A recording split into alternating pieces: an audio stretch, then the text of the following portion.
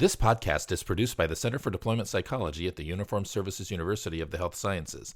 The views expressed are those of the speakers and do not necessarily reflect the opinions of the Uniformed Services University, the Department of Defense, or the U.S. government. In addition, references to any specific companies, products, processes, or services does not necessarily constitute or imply endorsement by the Uniformed Services University, the Department of Defense, or the U.S. government.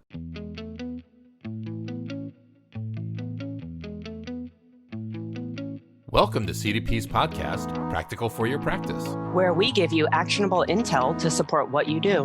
One colleague to another. She just walked through the wall. Yep. She's magic. Or that's a Harry Potter wall or something. Oh, she's back through the wall. What's the platform in Harry Potter where they walk through the wall, Jenna? What's the number? That was 9 fantastic. 3/4. That's what it was. That was really good. Hello, everybody, and welcome to another season, another episode of Practical for Your Practice podcast. Woo! Woo-hoo. I almost feel like we should do that again.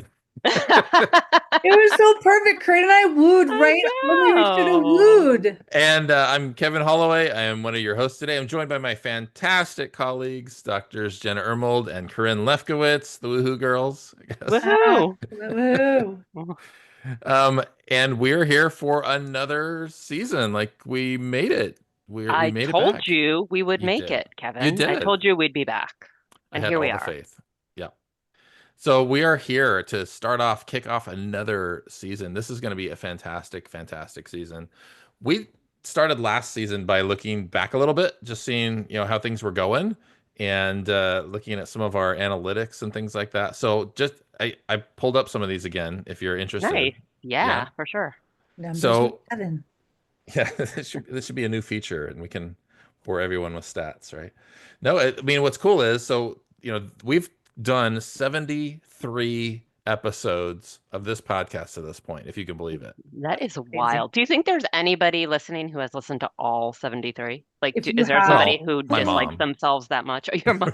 That's Kevin's mom. If you have listened to all 73 episodes, please email us. Totally. Can We'll send you a acknowledge. t-shirt or something. Yes, even though we don't have any. I was going to make a point, but we're not sending those either. So Well, the email address will be in the show notes. But yeah, let us know if you've heard them all. 73 episodes. And by the time we're done with this season, assuming all goes to plan, we'll have reached 85 episodes, which wow, is That's pretty awesome. amazing to think about. cool. And so we should do something extra special when we get to number 100. It won't be this season, but Yeah, absolutely. Yeah, Maybe let's start that's when the planning. t-shirts. Maybe that's when the t-shirts come out. Oh, Right. Ooh, yeah. I like that idea. Nice. and then also the other thing that I noticed, I mean, probably some folks saw on our Instagram account the celebration of the 20,000th, I guess, Yeah. download for the podcast. We're now over 21,000 listens at the time of this recording, at least. So I mean, that's pretty amazing. My mom's been on the phone Love a you long guys. time. Yeah, she has. She's been taking a lot of walks. Seriously, or on the treadmill or something. She's got great battery life on her phone. Well done. and amazing calves. I mean, Mhm. just- Thank you to everybody who has listened to that many. Yes, Yes, in thank addition you to all. Kevin's mom. Thank you for our listeners. Thank you. So, season 7, Season 7. we've got a new theme for you all. I know you've been on pins and needles waiting to hear about this. Drum So Carin, I think we nominated Carin to introduce the theme because this is near and dear to Carin's heart. I do take full responsibility, and anybody who has been to any of my trainings will understand why, most likely. So we're in season 7, obviously. Guess what my favorite movie of all time is? Pride and Prejudice. 7. What's in the box? Yes, 7. Yes. 7. So like, of course, I'm going to find any way to make this relevant to my work life, so I can just have an excuse to talk about my favorite movie. You know, they're all diagnosing you as they listen. I know. Well, as they should. Wow, there's As they some should. I information. deserve it 100%. Like I said, Yeah. I take full responsibility. But also, we Season frankly, 7. we really liked our confessionals theme from a few seasons ago. Like, we had a lot of Season fun 4. with it. Season 4, thank you. We got a lot of incredible stories, genuine, authentic examples of growing from experience, and we were all trying to get back to that somehow. And I just thought, I had the perfect excuse, the perfect way to do that. Instead of calling it confessionals, let's call it the 7 sins of evidence-based practice. Nice. But It's great when And convergence happens. right, when my favorite movie can connect with my favorite podcast, and I can just talk about it nonstop. We are going to go into an analysis of the movie, obviously, later on in Of the episode. course. yes. But for our purposes right now, the thought was that we could spend some time talking with our guests over the course of the season about what challenges they've had, what errors they maybe made when they were starting out with a Mm, particular treatment approach, or what they observed as they were growing, and hmm. maybe talk through what are the most common issues that come up for Yeah. folks. Pitfalls to avoid. Yeah. Yeah. Yeah. I Yeah. really like that. And like in season 4, like we didn't set it up as in like a tell us all the ways that you suck, right? Like it was it was more of like, hey, we want to normalize the fact that we don't all have to be perfect at this for our clients to get better. Hmm. We want to normalize that we can learn and grow and continue to improve our skills. And even the very, the tip top experts that we talk to on the podcast here all have their own stories too. And that's okay. That's normal. And we learn from Well, those they would mistakes. be lying if they said that they had done Right. everything perfectly from day one. They'd be Yeah. liars. So this isn't to call anyone out. But like awareness and recognition of the sins is the first step to Yeah. then, remedy Hmm. what the pitfall. If you fell into the pit, that's okay. We've all been there.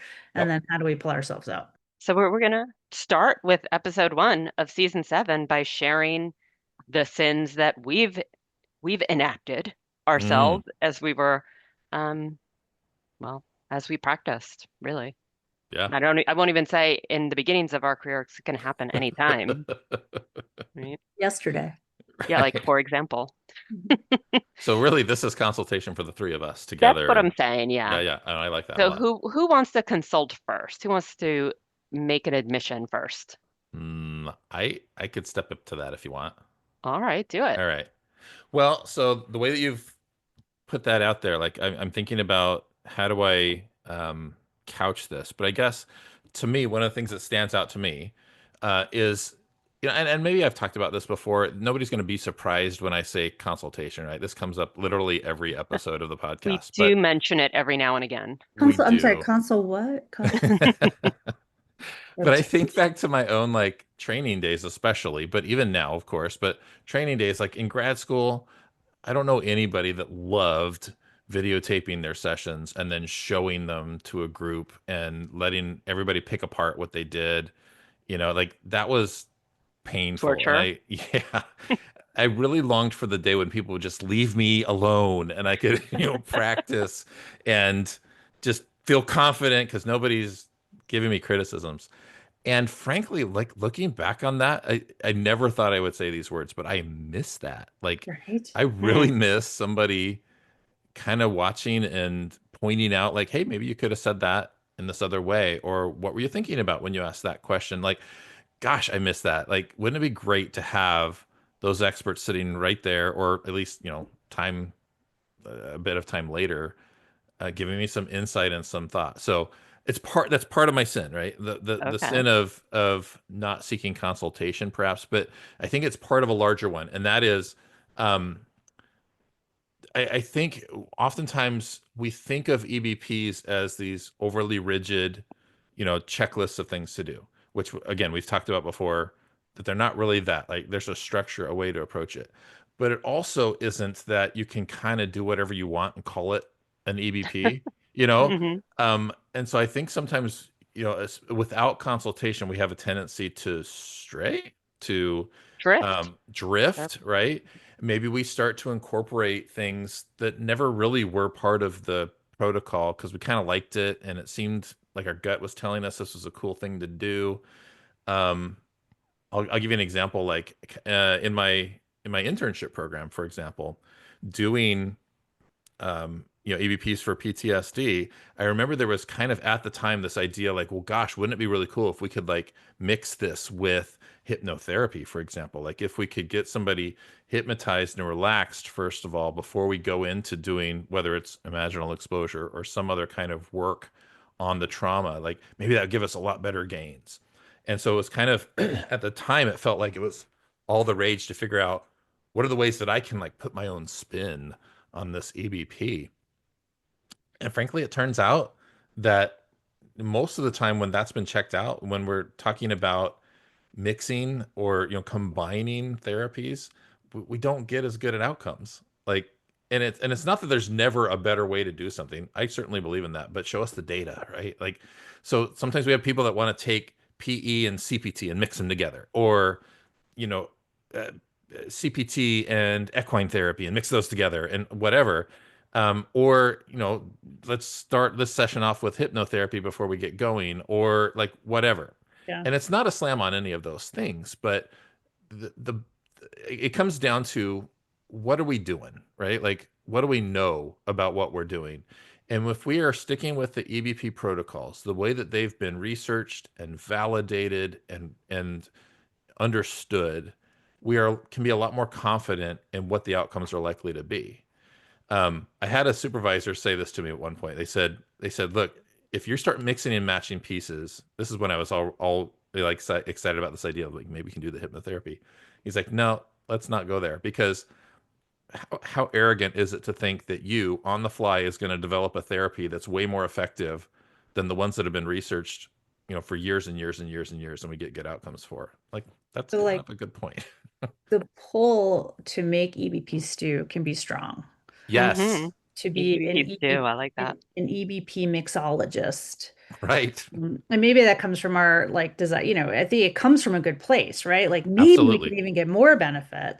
Mhm. But what we know is that that can lead to less effective treatment. Yeah. So I like that. So yeah, okay. So avoid the EBP stew.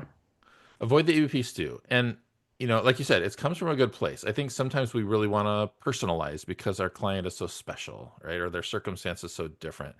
Well, it And also just makes perfect sense, like from a logical perspective. If A yeah, is good and B is good, it'll right. be even better if I combine them into AB, right? Like why wouldn't that be Yeah. an initial thought that So somebody why might have? doesn't that work though, right? And Yeah. and the data says that doesn't work. Why doesn't that work?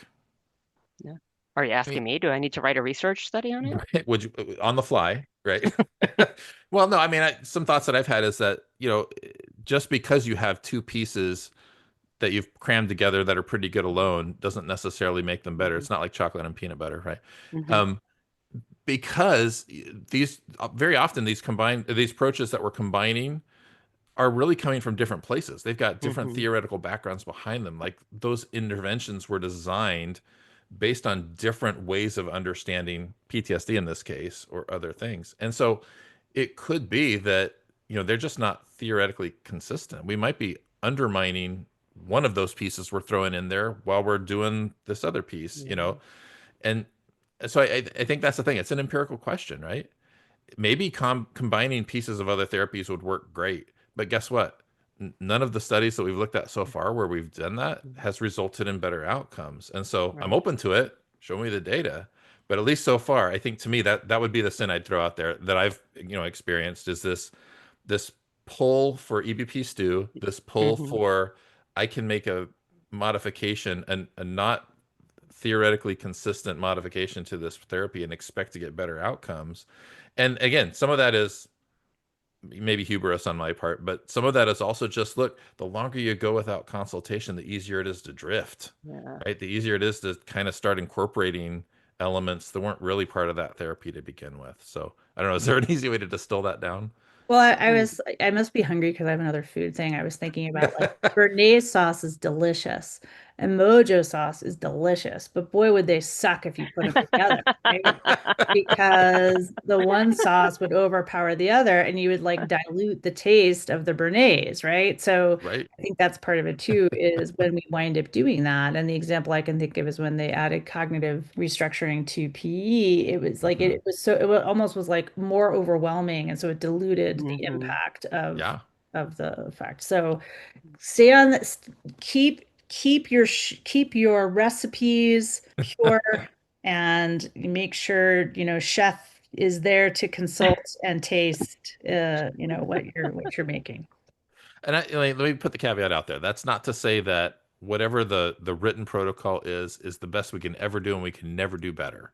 Like, I think we can, but that comes with a lot of work. That comes with a lot Mhm. of, making sure that these are all consistent, underlying with the theory, but also, research and validation and studies and, randomized controlled trials and all sorts of things that go into that. Because we should always be evolving. We should always be learning. And I'm talking we as the profession, not as an individual therapist necessarily. And then, as a clinician, use the best tools we've got so far. You don't have to reinvent new things on the fly because we have great tools. And get consultation while you're doing it. So you're developing that confidence and fidelity so that if you do need to make some adjustments, it is based on understanding that underlying theory. Anyway, I've been talking a lot about it. Well, I'll just say that I appreciate the point about consultation, and I won't say that I agree that I miss people watching my videos or listening to my recordings. I can't say that I'm there with you, but I We do do. watch your videos all the time. I know. But I do miss kind of the scheduled consultation piece because it is the sort Yeah. of thing where like if you have to make time for it, and it's really nice when it's just built in. Yeah, true. All right, how about I share my sin of EBPs, Totally. EBP delivery. I've been thinking a lot about assessment, which is Okay. not like a very exciting, sexy topic at all. So I need better I want to hobbies. get in your head. I Well, on the really need one to, hand, she's fascinated with Seven, the movie, and I gotta balance it out. on the other hand, she's Yeah, going to talk yeah. about assessment. So I've been thinking about it in two different ways. I think the so-called sin that I encounter all the time is where we don't do routine assessment of our clients' Mm, progress. And hmm if you're trained in EBPs, you know that you want to be constantly monitoring progress. And one of the easiest ways and most reliable ways to do that is by using a consistent measure week after week to see how symptoms are changing. hmm But um, even in my own practice, I realize that as I'm more pressed for time, it's really easy for Yeah. that to fall by the wayside and be like, oh, I forgot to do that, or I'm having a tech issue. I'll just get it next time. Mm. And then I can sometimes go way longer than I would like to. And I'm still doing that today. So that's certainly not a beginner therapist approach, to be clear. Yeah. Um, but the other assessment piece that haunts me is not doing a good initial assessment. Mm. And I think that that often happens as well for a lot of the same reasons that doing a good initial assessment takes time, takes skill, you need to have tools available to you, et cetera. Right, right. Um, but it's really important in order to be able to recommend the best treatment, the right treatment, make treatment decisions together. Right, because how do you know what you're treating, right? Exactly. So I'll Yeah. give you an example Okay. of my sin in action. Now, fortunately, this one's going back longer. So this is going back to my maybe 15, 16, 17 years ago. Okay. I don't want to admit that I've been practicing for longer than that. So we'll just say 17 years. And I actually was just starting to deliver CPT at my clinic. And so I hmm was looking for referrals. I was actively trying to get a CPT cohort going. And I received a referral of a patient who the psychiatrist referred to me, diagnosed with PTSD, said he really hmm needed some evidence-based treatment. CPT would be a really good fit for him. And I met with him, and I just was not really getting the PTSD feel from hmm him. It just didn't feel like that diagnosis fit. And I did a little bit of assessment, and I still didn't think it was the right diagnosis. And I went back to the psychiatrist and shared my concerns. And she said, oh, no, no, he's just kind of a shy person. He's somebody who doesn't disclose a lot up front. Trust me, I've been working with him for a long time. He has PTSD. So I Mm. took her word for it. And I dragged this poor man through CPT, and he most definitely did not have PTSD. He had Mm. some panic attacks and he had some phobias, hmm but they were not trauma related. And so some elements of like cognitive behavioral treatment in general were helpful. hmm But when it came to the really trauma focused components of CPT, it was a mess. And Mhm. and it was totally my fault because I didn't trust my own judgment and my own clinical judgment. Yeah. It strikes me because I have heard people, both clients and clinicians, that would say, well, like, why do you think you have to do a reassessment every time, you get Hmm. a referral or something? Like, can't you just trust what the other person said? And it's not really about trust. It's not about whether you think that other clinician knows what they're doing or that you can believe what they say. It's that in order to do the work that you need to do, you need to have that information yourself directly. But Hmm. yeah, I mean, it's a really good point. Well, and then the other part with assessment too, Corinne, that I was thinking about as you were talking is initial assessment, but it's ongoing assessment Yep. because Yeah, we right. also all know that what might be disclosed to us in assessment session might be a little different than what's disclosed to us in Yeah, session three. right. And I had a situation, um, not to steal your thunder, but where, I was assessing and treating substance use disorder. And it was during internship, so now I don't have to tell my own story. And it turned out like eventually there was a horrific, horrific childhood trauma, Ooh. that of course was driving all of the symptoms and all the things that were Hmm. going on, and kind of missed the boat because we didn't, she eventually got to the place where that was something we could talk about.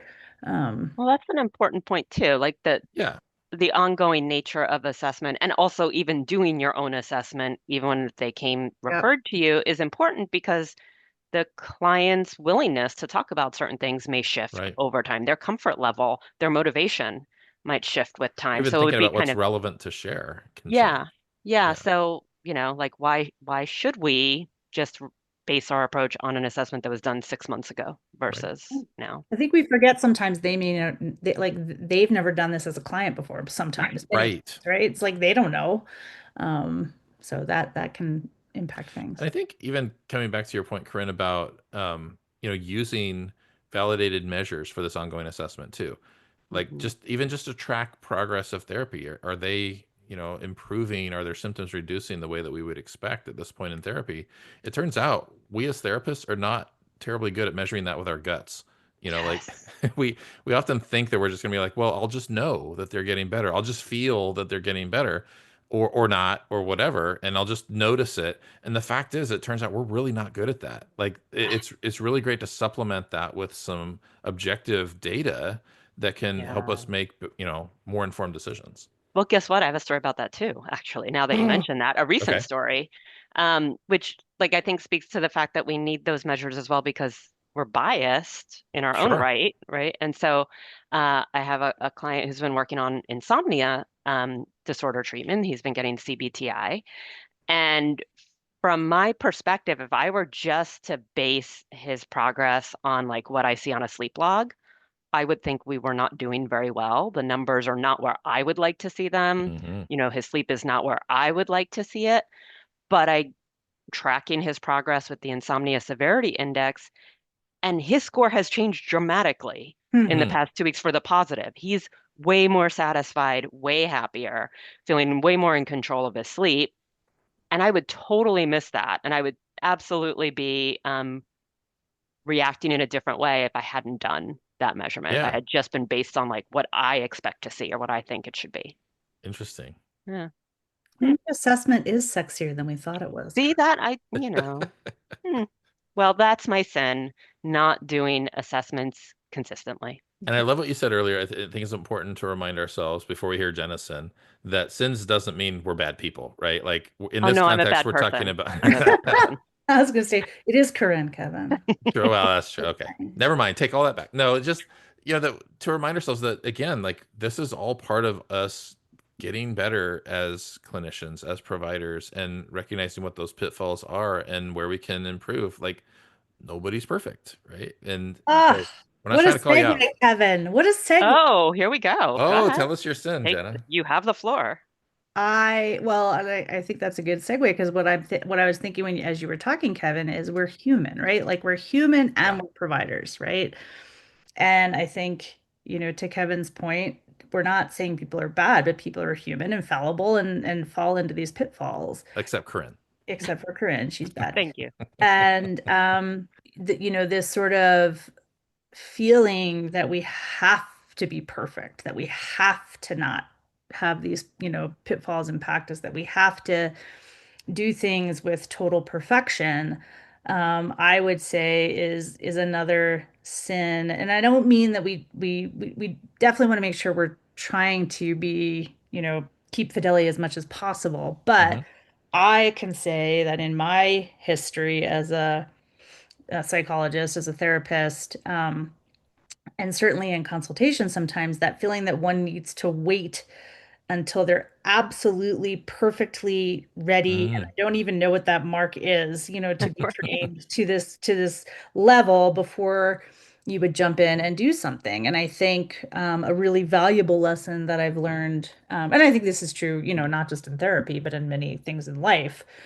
If we wait until this, unrealistic, perfectionistic place, that wasn't very good grammar, but you know what I mean, we just will never do anything. Right. And I Well, can because how do you get there if you don't do anything, right? right. And more importantly, like, so the pitfalls happen, right? So like I might not be perfectly ready and I might jump in and do an assessment and I might miss something, but there's still an opportunity to remedy that and learn from it. And it's not necessarily a lost cause. But like I can think about when I was an intern. It's so funny how many of these stories are like so striking from when I was an intern. Um, Yeah.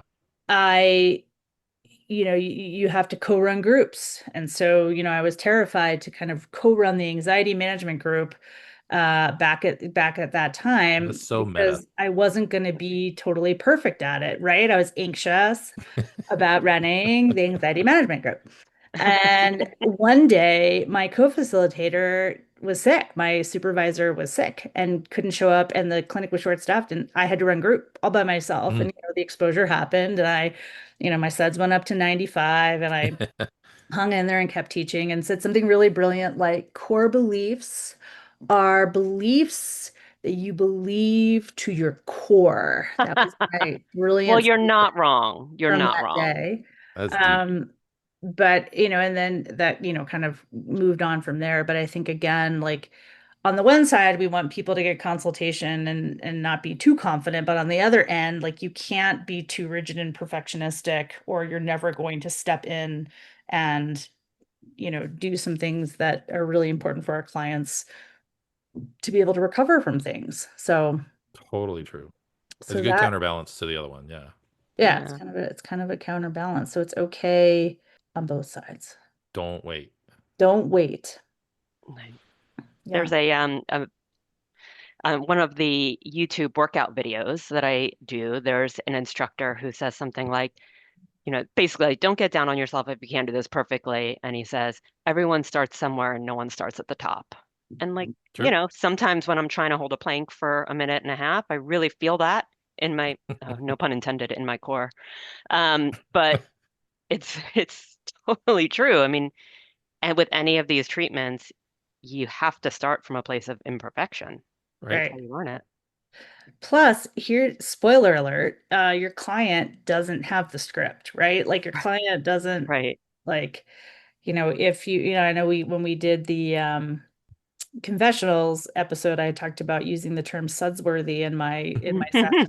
Mortified. Well, my client didn't even really pick up on that. Like I was mortified and turned red Right. and stammered and all the things, but they were just like, "Oh, sudsworthy. That sounds like, That sounds great. yeah, sounds That's great." a PE term, right? That's a PE term. Right. Right.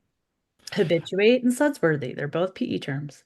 I was thinking about kind of yours being like a nice counterpoint to mine, but I think they go together because one of the reasons I think I hated consultation Yes. supervision as a trainee is because I felt like I really wanted to look perfect. I wanted to go in there and show a tape and have my supervisor watch it and go, "Oh my gosh, that was the best session ever. You said everything exactly right. I have no suggestions." And and of course that never happened ever, and it wouldn't happen now. I've been doing Hmm. therapy for a while, and if somebody watched my tapes, they wouldn't tell me that now. And it was any departure of that felt like, oh gosh, I'm terrible. Yeah. I'm not good at this. Hmm.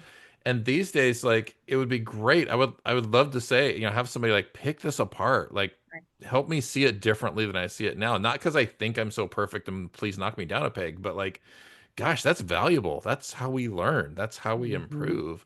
But man, at the time, that was the worst. I didn't want anybody telling me that I wasn't great as a first year grad student, Right. You weren't at the this best thing. therapist who has ever Right. existed because you've got that natural talent that you were just born with. Totally, totally. Should we summarize the sins we came up with today as our actionable intel? Sure. Sure, Yes. go for it.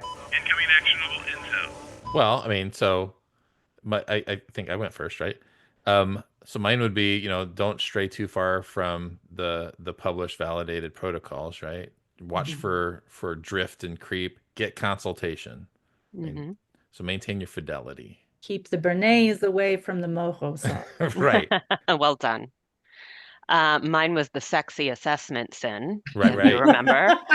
So to become really familiar with validated assessment measures and to remember to do and to trust your initial assessment, as well as to incorporate it over the course of treatment to track progress.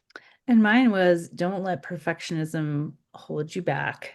And one great way to, help with that is to be open to consultation in a meaningful way where you're just going to get good feedback to improve. Yeah. So yeah, that's mine. It's kind of a bummer because I was so jealous of your sexy assessment sin. Well, Couldn't come up not with a everybody, I not couldn't come up with everybody something can do clever fast enough for perfectionism. it. You're perfect just the way you are, Jenna. Thanks. Aw. Thanks, Carin. Mm, Well, I mean, I think we've gotten a really good start with starting to, identify some of the sins that maybe will come up with our other folks on the podcast. And I think the idea is we're going to collect. Mhm. I'm really curious to see, as we ask each of our guests to share kind of a sin, if you will, I'm really curious to see how much overlap there is, if Yeah. everybody has a different story, if there's a lot of similarity. And maybe if it's interesting enough, we'll wrap up the season by kind of like talking about that and Ooh, I like that. analyzing that. What are the common threads? What are the most common sins? If we could I distill like them the down. idea even too, like each of our guests is maybe nominating a sin, and they Yeah. certainly can be some overlap. And maybe by the end of the season, we can compile from all of those nominations the 7 to go with the season 7, the movie I like theme. it. Yeah, and then we can watch the movie, right? Oh yeah. Yes. Oh, we should Oh, do yeah. that. We should do an episode. Oh, it would Watch be We have a party. watch party. it would We be have a so watch fun for party. you guys because you would watch the movie and you would just hear me saying all of the lines and then asking if you noticed this thing or that thing or the other. It'll be so great for With a everybody. We should running totally do Carin that. commentary. Oh my God, you'd be so lucky. And this would be a free event. I mean, people would pay a lot for that. I think the price to get in would be pretty high, but we could circle back to that later. Maybe we could get Brad on the podcast. I mean, I'm gonna say I think Why it's his not? best work, but Yeah. whatever. I don't mean to Mhm. start any controversial. We could also invite Morgan. Mm-hmm. Uh-huh. We can just- Gwyneth. Mm-hmm. Kevin. Yep. They'd be thrilled to know that we're on a first name basis. Gwynny. I call her Absolutely. Gwynny. Gwenny. Mhm. All right. I may have taken us off track as usual. So let's bring it back. Okay. Listeners, I hope that this is an interesting discussion. I hope you're going to tune back in and hear more of the 7 sins, if you will, that we uncover over the course of our season. We also hope to share more listener questions with you Mhm. as well, which means we want you to send them in. And sins. And sins. Yeah, send Yeah. your sins. Yeah. Nominate some Please. there too. Yeah. That's a great Send idea. Send us your stories. If you want to keep it anonymous, you can. If you want to kind of not, that's great too. But we would love to share listener nominations for EBP sins. This is an exciting season. I'm looking forward to this. Yeah, this is going to be great. So thank you again, listeners, for being with us. Reach out. Kevin, do you want to tell them how to reach out? So many ways, right? So, of course, you can send us an email at our email address. That'll be in the show notes. You can send us a voicemail on our speak pipe. There have been a couple of folks that have left us some really fantastic voicemails, including an upcoming guest Mhm. this season who left us a voicemail. And we're like, we want to talk to this person. So, Yeah. so seriously, leave us a voicemail at SpeakPipe. That's that link will be in our show notes as well. I'm not going to say it so that I don't mess it up, but it'll be there. You can click on it. It's like a 60-second voice message. You can leave us a voicemail. And I'm going to throw out another way, which is, we try to be very active on our socials. Yep. Mhm. And we post when, we'll probably be posting about upcoming episodes, but, you can comment and send, engage with us that way as well. Absolutely. So until then, Stay curious. And mind your EBPs. bye, everybody. Bye. Bye. Remember, we love hearing from our listeners, so leave us a message on SpeakPipe or send us an email. Both can be found in our show notes. Our theme music is Failed Attempts by Nitro, and our administrative assistant is Bree Mercer. Thanks for listening to Practical for Your Practice. If you like what you're hearing, please feel free to follow us, rate this episode, and share it with others. Until next time,